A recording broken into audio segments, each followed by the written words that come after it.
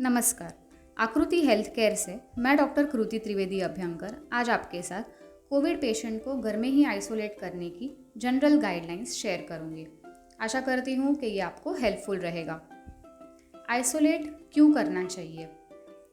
Infected patient family के दूसरे सदस्य को और बाहर भी लोगों को इन्फेक्ट कर सकता है, तो ये चेन को ब्रेक करने के लिए आइसोलेट होना बहुत ज़रूरी है।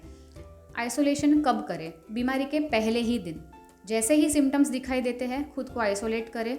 डॉक्टर को कंसल्ट करने का या कोविड के टेस्ट का इंतज़ार ना करें। अगर आप एसिम्टोमेटिक है तो जिस दिन कोविड का टेस्ट पॉजिटिव आता है उसी दिन आइसोलेट हो जाए। आइसोलेशन कैसे करना चाहिए?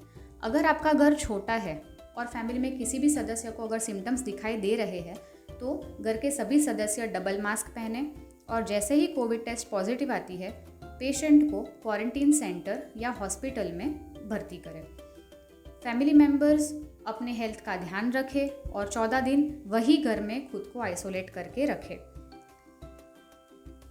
अगर आपके पास सेपरेट बेडरूम है बट बाथरूम या टॉयलेट कॉमन है तो इस सिचुएशन में पेशेंट को आप बेडरूम में रखें और बाकी के सारे सदस्य जब भी बाथरूम या टॉयलेट यूज़ कर रहे हैं डबल मास्क पहने और टॉयलेट यूज़ करने के बाद टॉयलेट को सैनिटाइज करें। इन्फेक्टेड पेशेंट को आप क्वारंटीन सेंटर या हॉस्पिटल में उनकी सिम्टम्स की सिवियरिटी के हिसाब से रख सकते हैं। अगर आपके पास मास्टर बेडरूम है तो पेशेंट को कम्प्लीटली वो बेडरूम में आइसोलेटेड रखें। ये जानना बहुत ज़रूरी है कि हर एक केस में डॉक्टर की सलाह के बाद ही कोई भी डिसीजन ले। होम आइसोलेशन डॉक्टर की सलाह के बाद ही करें। कितने दिन तक आइसोलेशन में रहना चाहिए? अगर आपको कोई भी सिम्टम्स नहीं है तो कोविड टेस्ट पॉजिटिव आने के बाद 10 दिन।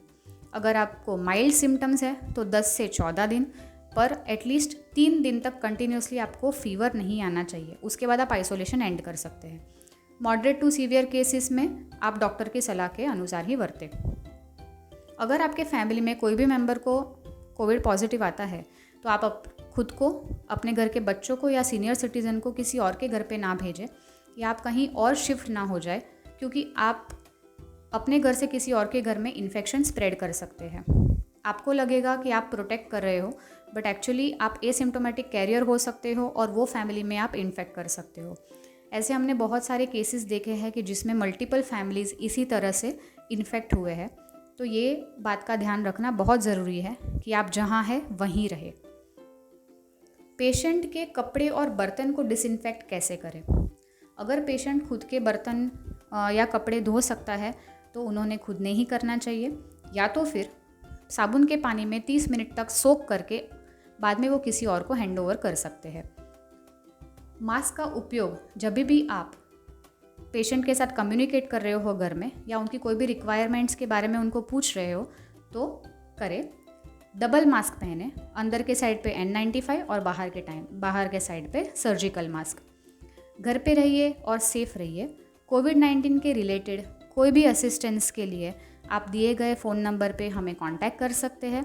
And thank you so much.